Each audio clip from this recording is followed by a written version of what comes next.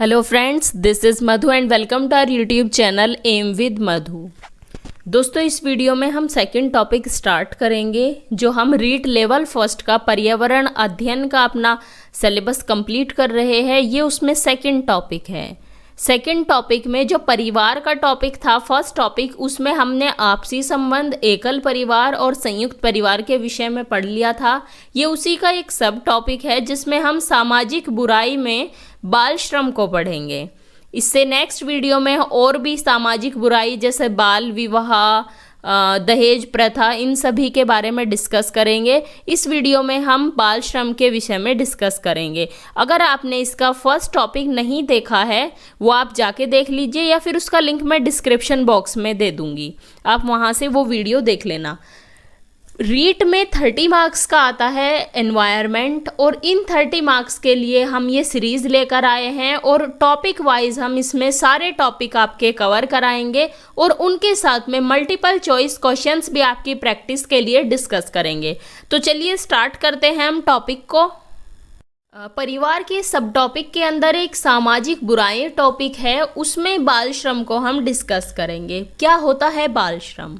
बाल श्रम का मतलब है कि कम आयु के जो बच्चे होते हैं, कम उम्र के बच्चों को पढ़ाने लिखाने के बजाय उनके विकास के समुचित अवसर प्रदान करने के स्थान पर हम उन्हें किसी रोजगार में लगा देते हैं। इसी को बोलते हैं बाल श्रम, यानी कि चाइल्ड लेबर बोला जाता है। इसको क्या बोला जाता है? चाइल्ड लेबर या फिर बाल श्रम बोलते हैं। जब हम छोटे बच्चों को पढ़ाने लिखाने के बजाय उन्हें उनके विकास के समुचित अवसर उपलब्ध कराने के बजाय किसी रोजगार में लगा देते हैं, ये होता है बाल श्रम। 2011 की जनगणना के अनुसार देश में 43.53 लाख 43.53 लाख बाल श्रमिक है। कितने?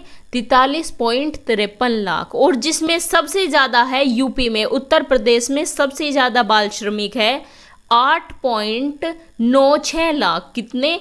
8.96 लाख बाल श्रमिक है यूपी में, जो सबसे ज़्यादा है। और सबसे कम है लक्षद्वीप में, जो है 28, ओनली 28। इसमें राजस्थान की हम बात करें, क्योंकि राजस्थान के एग्ज़ाम के लिए हम पढ़ रहे हैं, राजस्थान है 6ठे नंबर पर, 6th प्लेस पर है राजस्थान। 2011 की जनगणना के अनुसार देश में 43.53 लाख बाल श्रमिक है, जिसमें सबसे ज़्यादा यूपी में है और सबसे कम है लक्षद्वीप में। हम राजस्थान है हमारा 6ठे नंबर पर। ठीक है, बाल श्रम, ये चीज़ क्लियर हुई। बाल श्रम किसे बोला जाता है? बाल श्रम किसको बोलते हैं? बाल श्रम होता है जब हम पढ़ने लिखने की बजाय बच्चों को उनके विकास के समुचित अवसर प्रदान करने की बजाय किसी रोजगार में लगा देते हैं, उसे बोला जाता है बाल श्रम। इस चीज़ की रोकथाम के लिए, इसे रोकने के लिए कुछ प्रावधान हैं, कुछ संवैधानिक प्रावधान हुए हैं, उनको हम डिस्कस करेंगे। सबसे पहले है संविधान के अनुच्छेद 23(2). इसमें क्या दिया है? इसमें मानव से बलात् श्रम लेना। बलात् का मतलब क्या होता है? ज़बरदस्ती। मानव से ज़बरदस्ती श्रम लेने को निषेध किया गया। इस प्रकार बच्चों से भी बलात् श्रम लेना निषेध है, यानी कि ज़बरदस्ती बिना इच्छा के श्रम लेना निषेध बताया है। कौन से अनुच्छेद में? अनुच्छेद 23(2) कहता है कि मानव से या फिर बच्चों से ज़बरदस्ती श्रम लेना, ज़बरदस्ती उनसे काम कराना, ये निषेध है। नेक्स्ट अनुच्छेद है अनुच्छेद 24। इसके अंतर्गत 14 वर्ष से कम आयु के बच्चे को किसी कारखाने, खान या फिर किसी खतरनाक उद्योग में नियोजन का प्रतिषेध किया गया है। जो अनुच्छेद 24 कहता है कि कोई भी जो बच्चा 14 वर्ष से कम उम्र का है, उसे किसी भी कारखाने, खान या फिर किसी खतरनाक उद्योग में उससे कार्य नहीं कराया जाएगा, ये कहता है अनुच्छेद 24। और अनुच्छेद 23(2) कहता है कि मानव से ज़बरदस्ती श्रम लेना निषेध है। नेक्स्ट देखते हैं शिक्षा का अधिकार। शिक्षा का अधिकार जो है वो अनुच्छेद 21 के, या फिर हम बोले तो 21A में दिया है। जो संसद का 86वां संविधान संशोधन अधिनियम है, जो 2002 में पारित हुआ था, ये भी आपको याद रखना है। 86वां संविधान संशोधन 2002 में हुआ था, जिसके द्वारा अनुच्छेद 21 क को मूल अधिकार के रूप में जोड़ा गया और यह प्रावधान किया गया कि 6 से 14 वर्ष की आयु के बच्चे को अनिवार्य और निःशुल्क शिक्षा देने की व्यवस्था की जाएगी। ये कौन सा अनुच्छेद कहता है? 21 के अनुच्छेद जो 86वें संशोधन द्वारा 2002 में पारित किया गया, ये कहता है कि 6 से 14 वर्ष की आयु के बच्चे को अनिवार्य और निःशुल्क शिक्षा के लिए उनकी व्यवस्था की जाएगी। इस अधिनियम के द्वारा नागरिकों के मूल कर्तव्य, जो हमारे मूल कर्तव्य है, उसमें अनुच्छेद 51 के जो फंडामेंटल ड्यूटीज़ है, ये उसकी बात हो रही है, उसमें 11वां मूल कर्तव्य जोड़ा गया, जिसके द्वारा बच्चों को शिक्षा के अवसर मुहैया कराने को माता पिता या फिर अभिभावक का मूल कर्तव्य बनाया गया। भारत के संविधान के नीति निर्देशक तत्वों में अनुच्छेद 45 के तहत 14 से कम आयु के बालकों को निःशुल्क एवं अनिवार्य शिक्षा का प्रावधान किया गया। जो शिक्षा का अधिकार अधिनियम था, इसमें 86वें संशोधन के द्वारा जो 2002 में हुआ था, अनुच्छेद 21 क और अनुच्छेद 45 जोड़ा गया, जिसमें 6 वर्ष से 14 वर्ष के बच्चों को अनिवार्य और निःशुल्क शिक्षा प्रदान कराने की व्यवस्था की जाएगी। और इसमें एक फंडामेंटल ड्यूटी भी ऐड की गई, जो अनुच्छेद 51 है, उसमें बताया गया कि माता पिता या फिर अभिभावकों का मूल कर्तव्य होगा कि वे बच्चों को शिक्षा मुहैया कराने के अवसर प्रदान कराए। अनुच्छेद 21 के और 45 के तहत क्या था कि 6 से 14 वर्ष की आयु के बच्चे को निःशुल्क और अनिवार्य शिक्षा दी जाएगी, उसका प्रावधान किया जाएगा। शिक्षा का अधिकार अधिनियम 2009 जो पारित हुआ था, वो 1 अप्रैल 2010 से लागू किया गया और इस अधिनियम के तहत प्रत्येक निजी स्कूल को अपनी 25% सीटें गरीब और अक्षम बच्चों के लिए आरक्षित रखनी होगी। 2002 के शिक्षा के अधिकार अधिनियम के तहत प्राइवेट स्कूल को अपने 25% सीट्स रिजर्व करनी होगी गरीब बच्चों के लिए। ये था अनुच्छेद 21 के और 45। ये 2002 में 86वें संविधान संशोधन के तहत जोड़ा गया, ये भी आपको ध्यान रखना है। संविधान के अनुच्छेद 39 डे में क्या बताया है? ये नीति निर्देशक तत्व है। इसमें राज्य को दायित्व सौंपा गया कि वह यह सुनिश्चित करे कि पुरुष तथा स्त्री कर्मकारों के स्वास्थ्य और शक्ति का तथा बालकों के सुकुमार अवस्था का दुरुपयोग नहीं हो और आर्थिक अवस्थाओं से विवश होकर नागरिकों को ऐसे रोजगार में नहीं जाना पड़े जो उनकी आयु और शक्ति के अनुकूल न हो। ये कहता है संविधान का अनुच्छेद 39 डे। इसके बाद संविधान का जो अनुच्छेद 39 च है, ये भी नीति निर्देशक तत्व ही है। उसमें राज्य को दायित्व सौंपा गया कि वह बालकों को स्वतंत्र और गरिमामय वातावरण में स्वास्थ्य विकास के अवसर देगा और बालकों और अल्पवय व्यक्तियों की शोषण से तथा नैतिक और आर्थिक परित्याग से रक्षा करेगा। ये कहता है अनुच्छेद च। ये भी आपको याद रखना है, अनुच्छेद 39 डे और अनुच्छेद 39 च। कुछ कानून देखते हैं बाल श्रम के लिए। पहला था बाल श्रम बंधक कानून। ये आपको ज़्यादा डिटेल में नहीं देखना, आपको देखना है कि ये कब लागू किया गया, कौन सा ईयर था, आपको ईयर देखना है इसका। बाल श्रम बंधक कानून 1933। इसमें क्या था कि माता पिता अथवा अभिभावकों द्वारा बालकों के श्रम को बंधक बनाने के कृत्य पर अंकुश लगाने के मूल उद्देश्य से यह वैधानिक प्रावधान किया गया है। कानून के तहत बालकों के श्रम को बंधक रखने वाले किसी भी मौखिक अथवा लिखित समझौते को निरस्त बना दिया गया। बालक को जबरदस्ती बंधक बनाकर श्रम लेना, उससे ये निषेध है, ये आपको इसमें ध्यान रखना है। नेक्स्ट है कारखाना कानून, जो 1948 में आया था। कब, ईयर क्या था कारखाना कानून का? 1948। और इससे पहली वीडियो में हमने पढ़ा था न्यूनतम मजदूरी अधिनियम, वो भी 1948 में ही आया था। आप चीज़ों को लिंक करते चलिए, आपके ऑटोमेटिक ईयर भी याद हो जाएंगे। जब आप चीज़ों को लिंक करेंगे एक दूसरे से, तो आपको ईयर वाइज डेवलपमेंट जो भी आता चला गया वो सब याद हो जाएगा।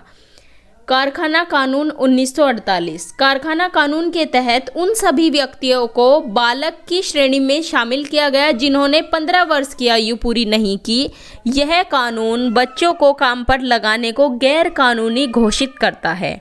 तो कारखाना कानून कब आया था? 1948 में। और बाल श्रम बंधक कानून आया था 1933 में। नेक्स्ट है खान कानून, जो आया 1952 में। इस कानून में सभी प्रकार की खानों में बालकों के नियोजन का प्रतिषेध किया गया कि बालकों से खान में काम नहीं लिया जाएगा। यही चीज़ कहता था खान कानून, जो आया था 1952 में। नेक्स्ट है प्रशिक्षु कानून, जो 1961 में आया। इसके तहत 14 वर्ष से कम आयु वाले बालकों को प्रशिक्षु के रूप में काम करने हेतु नियोजित नहीं किया जा सकता। ये कहता है प्रशिक्षु कानून। डेट आपको ईयर याद रहेगा, 1961। खान कानून का ईयर है 1952। नेक्स्ट है बीड़ी एवं सिगार कर्मकार नियोजन स्थिति कानून, जो आया 1966 में। इस कानून के द्वारा इस प्रकार के उद्योगों में किसी बालक के नियोजन का प्रतिबंधित किया गया है कि बीड़ी और सिगार कर्मकार कानून कहता है कि इस प्रकार के जिसमें बीड़ी या फिर सिगार जैसी चीज़ें बनती हैं, इस तरह के उद्योगों में बालकों से श्रम लेना निषेध इसमें बताया गया है, प्रतिबंधित किया गया है। खान कानून आया 1952 में, प्रशिक्षु कानून 1961 और बीड़ी एवं सिगार कर्मकार कानून 1966। नेक्स्ट है बाल श्रम प्रतिषेध एवं विनियमन कानून 1986। ये आपका जो पिछली बार रीट का पेपर हुआ था उसमें पूछा हुआ क्वेश्चन है कि बाल श्रम प्रतिषेध एवं विनियमन कानून कब आया। तो इसका ईयर आपको याद रखना है 1986 में।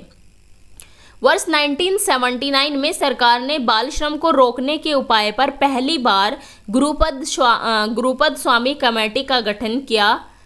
कमेटी ने विस्तृत अध्ययन कर बताया कि जब तक गरीबी रहेगी तब तक बाल श्रम रोकना मुमकिन नहीं। कानून के जरिए से खत्म करना व्यावहारिक समाधान नहीं है, इसलिए विकल्प यही है कि कुछ जोखिमपूर्ण धंधों में बाल श्रम को प्रतिबंधित किया जाए और गैर प्रतिबंधित धंधों में बच्चों की कार्यस्थिति बेहतर हो।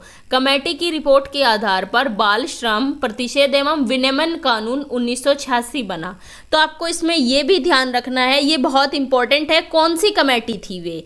कमेटी थी गुरुपद स्वामी कमेटी। इसका गठन कब हुआ था? 1979 में हुआ था। इसने जब अपनी रिपोर्ट सौंपी उसके बाद में 1986 में बाल श्रम प्रतिषेध एवं विनियमन कानून बना। ये बहुत इंपॉर्टेंट है, बाल श्रम के जो आपका टॉपिक है उसमें सबसे इंपॉर्टेंट है बाल श्रम प्रतिषेध एवं विनियमन कानून 1986। इसके अंतर्गत घरेलू इकाइयों को छोड़कर सभी प्रकार के प्रतिष्ठानों में 14 वर्ष से कम आयु वाले बालकों के नियोजन का प्रतिषेध किया गया है। आयु क्या होनी चाहिए? 14 वर्ष से कम उम्र के बच्चों को किसी भी घरेलू इकाई को छोड़कर किसी भी अन्य इकाई में नियोजित नहीं किया जाएगा। ये कहता है बाल श्रम प्रतिषेध एवं विनियमन कानून 1986। नेक्स्ट इसमें प्रावधान हुआ कि अगर कानून के जो ये प्रावधान हुए हैं इसका कोई उल्लंघन करता है तो उसे 3 माह से 1 वर्ष की सजा, 3 माह से 1 वर्ष तक कारावास या फिर 10 से 20 हजार रुपये का जुर्माना। और ऐसा भी हो सकता है दोनों, 3 माह से 1 वर्ष तक का कारावास, 10 से 20 हजार रुपये तक जुर्माना या फिर दोनों दंड दिए जाने का प्रावधान किया गया।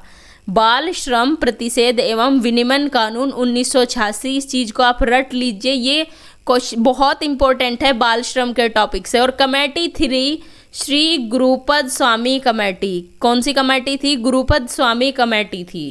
1986 कानून बना।